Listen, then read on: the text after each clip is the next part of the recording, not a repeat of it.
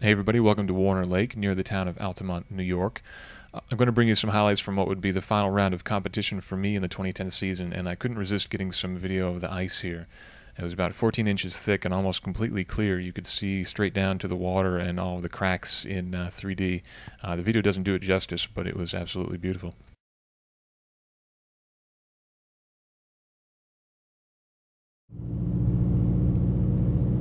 Unfortunately, technical difficulties prevent highlights from round one, which saw me starting near the back of the pack and getting up to 5th. So here I am starting in 5th behind the number 78 green Audi and the number 71 black Subaru. At the start, the Audi would slip by and get into 3rd spot.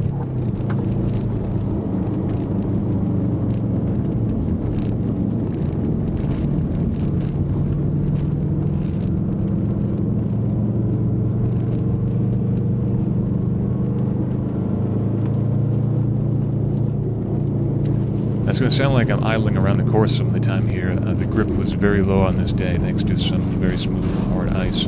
That left me leaving the car in too tall a gear much of the time to prevent excessive wheel spin. If you downshifted to 2nd gear, you would just spin your wheels and get nowhere.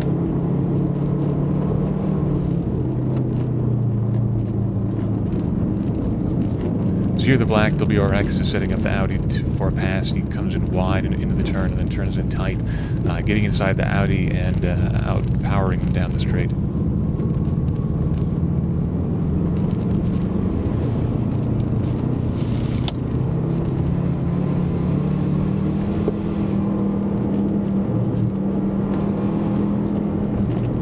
It was neck and neck going into the braking zone, but the WRX got by in a pretty brave pass.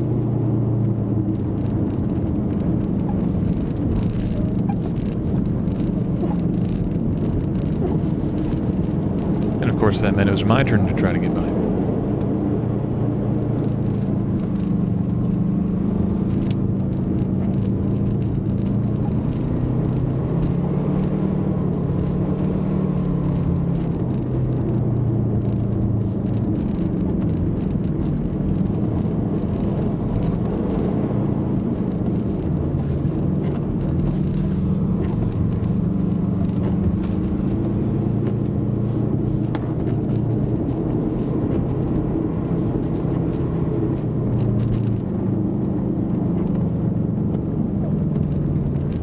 Now, as you'll see here, the Audi has a tendency to get very sideways in the middle of the turn, taking up the racing line and making it very difficult to either get by on the inside or the outside. I haven't found myself having hit the brakes at this point to avoid driving into the side of it.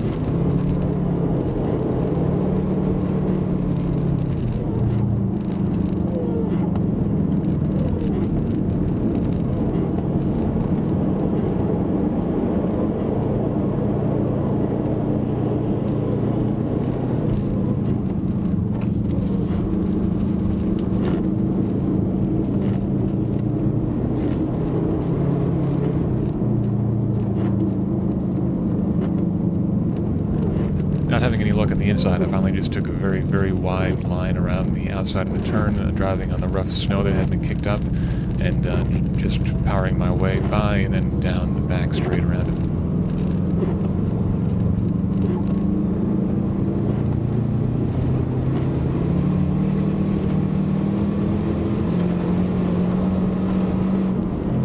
So I got by the Audi only to be foiled by a Rabbit Cabrio. I had to brake to the inside to get by him and braked a little too late for my car and slid wide and very nearly hit a giant wall of cones. Hitting any one of these cones, of course, would be a stop-and-go penalty, and there was plenty to choose from. Thankfully, I missed them all.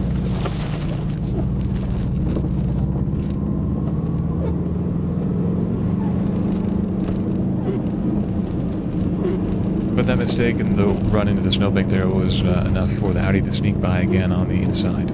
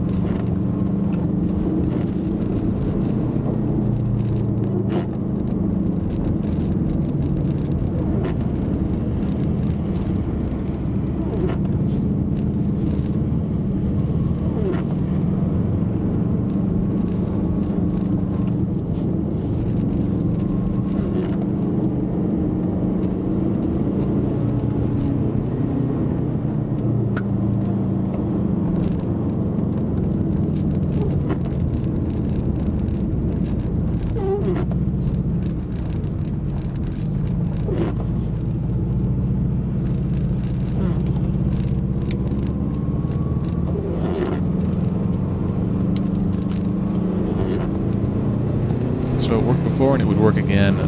Again, this time I would just drive my way by, coming out of the turn, taking a wide line. This time, though, there was no lap traffic in the way, which meant I could take the preferred braking line, and I would make it through the turn this time.